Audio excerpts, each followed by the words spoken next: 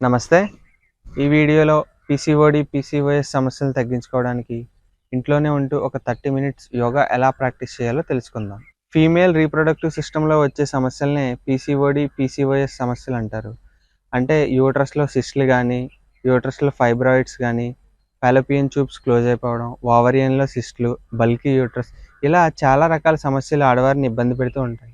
అయితే ఈ సమస్యల యొక్క సింప్టమ్స్ ఏ విధంగా ఉంటాయంటే వెయిట్ గెయిన్ అయిపోవడం, ఫేషియల్ హెయిర్ రావడం, పింపుల్స్ రావడం, అదేవిధంగా లేడీస్‌లో వచ్చే ఈ పీరియడ్స్ ఇర్రెగ్యులర్‌గా అంటే 3 మంత్స్‌కి, 4 మంత్స్‌కి రావడం, ఓవర్ బ్లీడింగ్ అవ్వడం, ఇలా రకరకాల సింప్టమ్స్ అనేవి ఉంటాయి. ఇటువంటి సింప్టమ్స్ వచ్చినప్పుడు వాళ్ళు డాక్టర్ చెకప్‌కి వెళ్ళినప్పుడు ఇలా పీసీఓడి ప్రాబ్లమ్ ఉందని తెలుస్తుంది. అసలు ఈ పీసీఓడి ప్రాబ్లమ్ ఏంటంటే హార్మోన్ ఇంబాలెన్సే పీసీఓడి ప్రాబ్లమ్. ఈ హార్మోన్స్ ఇంబాలెన్స్ ఎందుకు అవుతుందంటే ఈ మోడర్న్ లైఫ్ స్టైల్ వలన అంటే ఫుడ్‌లో వచ్చిన చేంజెస్ వలన అవ్వచ్చు, ల్యాక్ ఆఫ్ ఎక్సర్సైజ్ వలన అవ్వచ్చు. ఫుడ్‌లో చేంజెస్ అంటే మనం తినకూడని ఐటెమ్స్ మనం తీసుకుంటున్నాం. ఏంటంటే మెయిన్‌గా మనం అవాయిడ్ చేయవలసిన ఐటెమ్స్ 4 ఐటెమ్స్ అయితే ఉన్నాయి. అవేంటంటే చికెన్, ఫిష్, మిల్క్, ఎగ్ ఈ 4 ఐటెమ్స్‌ని మనం ఖచ్చితంగా అవాయిడ్ చేయవలసి ఉంటుంది. ఎందుకంటే చికెన్ గానీ, ఫిష్ గానీ ఫార్మ్స్‌లో ఏ విధంగా పెంచుతున్నారంటే తక్కువ టైంలోనే ఎక్కువ వెయిట్ గెయిన్ అవ్వడానికి వాటికి కెమికలైజ్డ్ ఫుడ్ ఇస్తున్నారు. సో, వాటిని మనం తీసుకోవడం వలన మనలో హార్మోన్ ఇంబాలెన్స్ అవుతుంది. అదేవిధంగా మిల్క్ ప్రొడక్షన్ కోసం గేదెలకది హార్మోన్స్ ఇంజెక్షన్స్ డైరెక్ట్‌గా చేస్తున్నారు. ఇటువంటివి మనకి న్యూస్‌లో వస్తున్నా మనం అంతగా పెద్దగా పట్టించుకోవడం లేదు. చిక్స్ కు స్టెరాయిడ్స్ ఇచ్చి 30 రోజుల్లోనే చికెన్ చేసేస్తున్నారు. ఆ చికెన్ అత్యంత విషపూరితంగా మారి మాంసాహారుల్ని అనారోగ్యం పాలు చేస్తోంది. అధిక పాల ఉత్పత్తి కోసం మూగజీవాలకు అడ్డగోలుగా ఆక్సిటోసిన్ ఇంజెక్షన్ ఇవ్వడం ఆందోళన కలిగిస్తోంది. సో, అయితే ఈ హార్మోన్స్ ఇంబాలెన్స్ ఉన్నవాళ్ళు మాత్రం కొద్ది నెలల పాటు ఈ 4 ఫుడ్స్‌ని ఖచ్చితంగా ఆఫ్ చేయవలసి ఉంటుంది. అదేవిధంగా ఎక్సర్సైజ్ విషయానికొస్తే ఈ రోజుల్లో ఆడవారు కూడా కాలేజెస్‌కి వెళ్తున్నారు, ఆఫీసెస్‌కి వెళ్తున్నారు.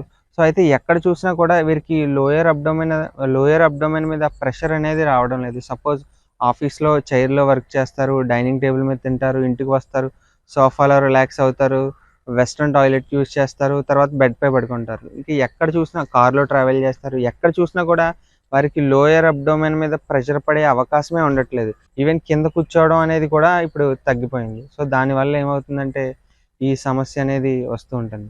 అయితే ఈ సమస్య పెద్దవారిలో అంటే పిల్లలు ఒకరు లేదా ఇద్దరు పిల్లలు పుట్టిన తర్వాత ఆడవారిలో ఈ సమస్య వచ్చినట్టయితే కొద్ది రోజులు మందులు వాడిన తర్వాత ఇంకా యూట్రస్ రిమూవ్ చేసేద్దాం. దాని వర్క్ ఏమీ లేదు అని అయితే డాక్టర్స్ సజెస్ట్ చేస్తూ ఉంటారు. అయితే ఈ యూట్రస్ రిమూవ్ చేయడం అనేది సొల్యూషన్ అయితే కాదు. ఇలా యూట్రస్ రిమూవ్ చేసిన వారిలో ఫర్దర్‌గా అంటే వారికి ఫ్యూచర్‌లో చాలా రకాల సమస్యలు వస్తుంటాయి. సో, ఈ యూట్రస్‌ని రిమూవ్ చేసుకోకుండా మనం ఇంట్లోనే ఉంటూ ఒక 30 మినిట్స్ ప్రతిరోజు మనం యోగా ప్రాక్టీస్ చేసుకోగలిగితే మన యొక్క సమస్యను మనం సులభంగా తగ్గించుకోవచ్చు. అయితే ఒక 30 ఇయర్స్ వెనక్కి వెళ్తే భారతదేశంలో ఈ పీసీఓడి, పీసీఓఎస్ సమస్యలనేవే లేవు. ఒకవేళ ఉన్నా గానీ కోటిలో ఎవరికో ఒకరికుండేది. ఎందుకంటే వారి యొక్క ఆహారపు అలవాట్లు గానీ, వారి యొక్క పని విధానం గానీ ఆ విధంగా ఉండేది. అయితే ప్రస్తుతం మన దేశంలో ప్రతి 5గురు మహిళల్లో ఒకరు ఈ పీసీఓడి, పీసీఓఎస్ సమస్యతో బాధపడుతున్నారంటే ఈ సమస్య ఎంత తీవ్రంగా ఉందో మనం అర్థం చేసుకోవచ్చు. అయితే మనం ఈ యోగా మేము చేసుకుంటాం సార్. యోగాతో పాటు మెడిసిన్ లేకుండా న్యాచురల్‌గా ఏదైనా మాకు ట్రీట్మెంట్ ఉందా? ట్రీట్మెంట్ ఏదైనా సజెస్ట్ చేయగలరా అంటే, ఖచ్చితంగా మంచి న్యాచురల్ ట్రీట్మెంట్ అయితే ఉంది. ఆల్టర్‌నేటివ్ థెరపీ విధానంలో దీనికి మంచి ట్రీట్మెంట్ ఉంది. ఈ ఆల్టర్‌నేటివ్ థెరపీ విధానం అంటే ఏంటంటే, వరల్డ్ హెల్త్ ఆర్గనైజేషన్ 2019లో కండక్ట్ చేసిన సెకండ్ గ్లోబల్ సర్వే ప్రకారం మోర్ దెన్ 145 ఆల్టర్‌నేటివ్ థెరపీస్‌ని రికగ్నైజ్ చేయడం జరిగింది. మన సెంటర్‌లో కూడా ఈ ఆల్టర్‌నేటివ్ థెరపీస్ అందుబాటులో ఉన్నాయి. అంతేకాకుండా ఈ పీసీఓడి, పీసీఓఎస్ సమస్యతో కూడా మన సెంటర్‌లో కూడా వచ్చి ట్రీట్మెంట్ తీసుకొని హ్యాపీగా వెళ్తుంటారు. అయితే ఇక ఆలస్యం చేయకుండా యోగా ఎలా చేయాలో తెలుసుకుందాం. ముందుగా ఇలా రిలాక్స్‌గా కూర్చొని మీ 2 కాళ్ళని, 2 పాదాలని ఒకదానికొకటి తాకించాలి. మీ 2 అరచేతుల ఫింగర్స్‌ని ఇలా ఇన్సర్ట్ చేసి పాదాలను పట్టుకోవాలి. తర్వాత వీలైనంత లోపలికి లాక్కొని పాదాలని, కాళ్ళని ఇలా స్వింగ్ చేయాలి. దీనినే బద్ధకోణాసనం, బటర్‌ఫ్లై అంటారు. ఇలా 100 టైమ్స్ స్వింగ్ చేయాలి.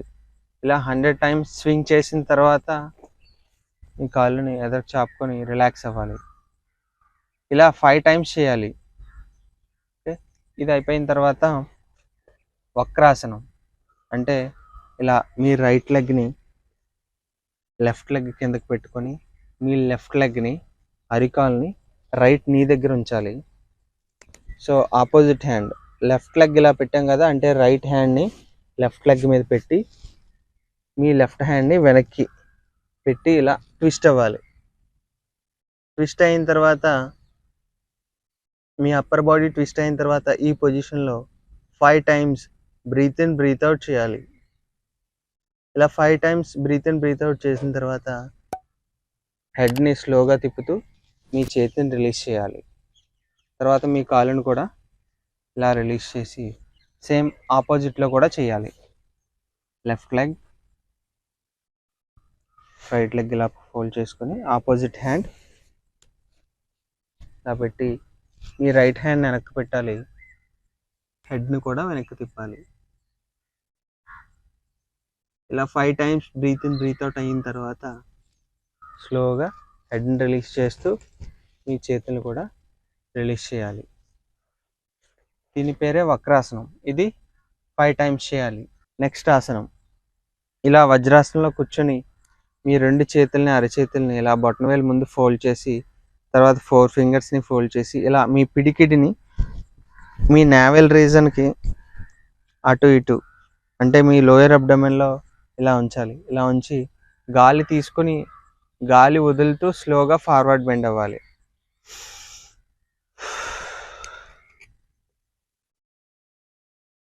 ఇలా ఫార్వర్డ్ బెండ్ అయిన తర్వాత ఈ పొజిషన్లో 5 times breathe in breathe out చేయాలి.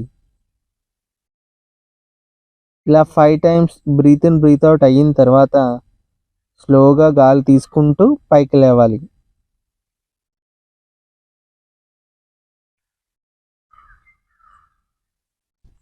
ఈ ఆసనాన్ని కూడా 5 టైమ్స్ చేయాలి. ఓకే, నెక్స్ట్ మనం చేయవలసింది చక్కీ చలనాసన్. అంటే మనకి పూర్వం రోజుల్లో ఇదివరకు తిరగలి మధ్యలో పెట్టి ఇలా రుబ్బేవారు కదా.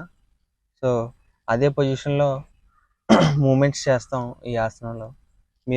మీ రెండు కాళ్ళని ఇలా ఎంత దూరం చాపుకోగలరో అంత దూరం చాపి మీ 2 చేతుల్ని ఇలా చేయాలి, ఫింగర్స్ని. మీ స్పైన్ స్ట్రైట్గా ఉండాలి. సో ఇలా రోలింగ్ చేయాలన్నమాట. ఇలా మీ చేతుల్ని ఎదురుకు తీసుకువెళ్తూ ఎంతవరకు వెళ్ళగలదో అంతవరకు వెళ్ళాలి. మళ్ళీ వెనక్కి రావాలి, మళ్ళీ రైట్కి. ఇప్పుడు మనం చేసేది లెఫ్ట్ టు రైట్ చేస్తున్నాం, అంటే ఎడమ నుంచి కుడి చేస్తున్నాం. ఇలా రోలింగ్ చేయాలి. ఇలా 20 టైమ్స్ చేయాలి.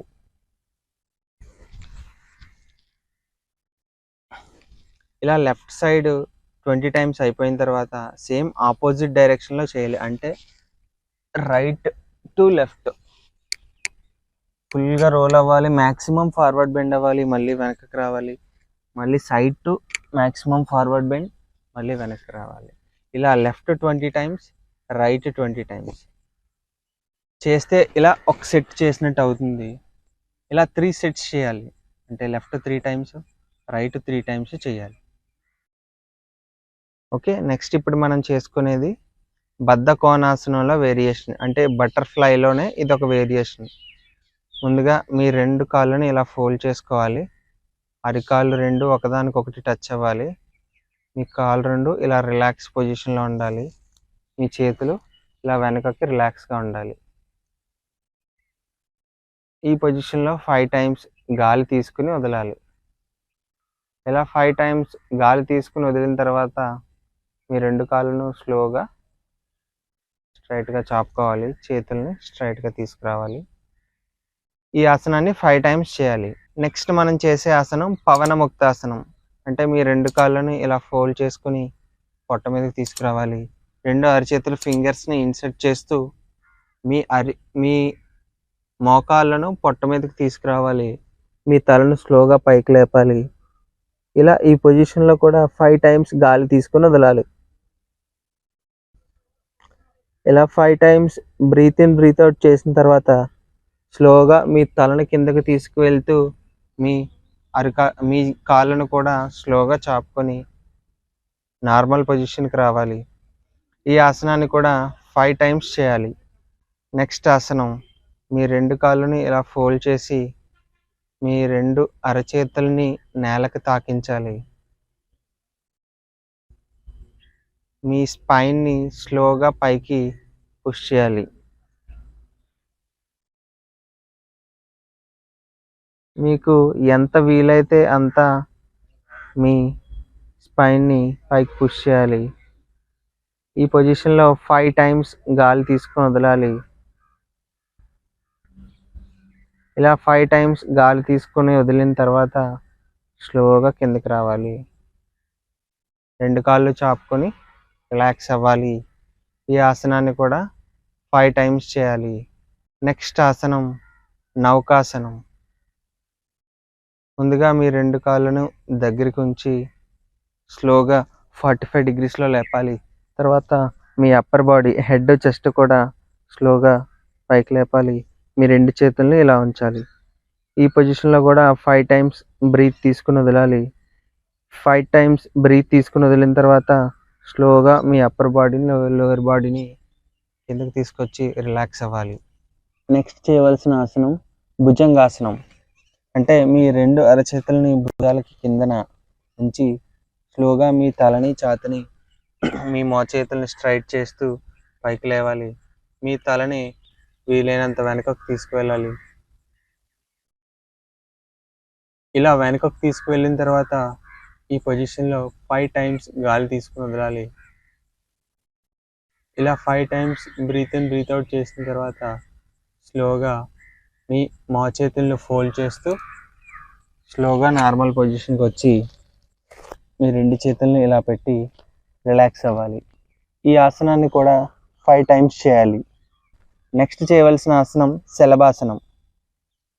సో మీ 2 అరచేతులని మీ థైస్ తొడల కింద ఉంచాలి. మీ కాళ్ళని ఇలా ఉంచాలి. స్లోగా మీ 2 కాళ్ళని మోకాళ్ళు ఫోల్డ్ చేయకుండా మోకాళ్ళు స్ట్రైట్గా ఉంచి స్లోగా రైస్ చేయాలి పైకి. అలాగే మీ హెడ్ని చెస్ట్ని కూడా స్లోగా పైకి రైస్ చేసి లోయర్ అబ్డోమెన్ మీద మీ వెయిట్ మొత్తం ఉంటుంది ఈ పొజిషన్లో. ఈ పొజిషన్లో వచ్చిన తర్వాత 5 టైమ్స్ గాలి తీసుకుని వదలాలి. ఇలా 5 times breathe in breathe out అయిన తర్వాత స్లోగా మీ కాళ్ళను రెండింటిని దించుతూ మీ తలను కూడా నేలకు తాకించాలి. ఈ ఆసనాన్ని కూడా 5 టైమ్స్ చేయాలి.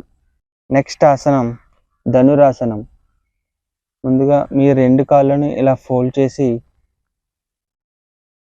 మీ 2 అరచేతులతో యాంకిల్ జాయింట్ దగ్గర గట్టిగా హోల్డ్ చేయాలి. తర్వాత మీ కాళ్ళను రెండింటిని పైకి లేపుతూ మీ తల ఛాతీని కూడా పైకి లేపాలి. ఈ పొజిషన్లో కూడా 5 టైమ్స్ గాలి తీసుకుని వదలాలి.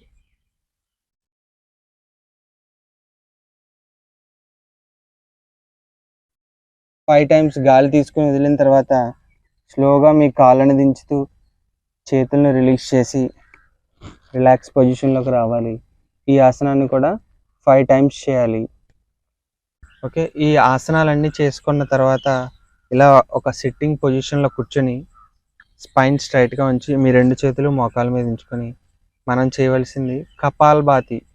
అంటే ఇది ఎలా చేయాలంటే కళ్ళు మూసుకొని గాలి బయటకు వదిలినప్పుడు మీ అబ్డోమెన్ మజిల్స్ లోపలికి వెళ్ళాలి. సో అదొకసారి చేద్దాం. గాలి బయటకు వదిలినప్పుడు పొట్ట కండరాలు లోపలికి వెళ్ళాలి.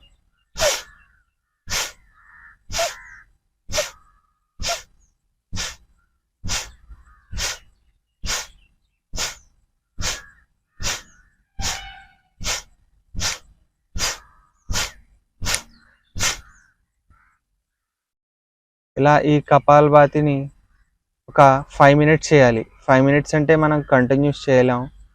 1 నిమిషం చేసి మళ్ళీ 1 నిమిషం రిలాక్స్ అయ్యి అలా ఒక 5 మినిట్స్ పాటు ఈ కపాల్భాతిని మనం చేసుకోవచ్చు.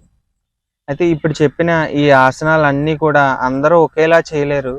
వారి యొక్క శరీరం యొక్క ఫ్లెక్సిబిలిటీని బట్టి, బాడీ ఫ్లెక్సిబిలిటీని బట్టి వాళ్ళు చేసుకోవచ్చు. ఇదే ఫ్లెక్సిబిలిటీతో చేయాలన్నది ఏమీ లేదు.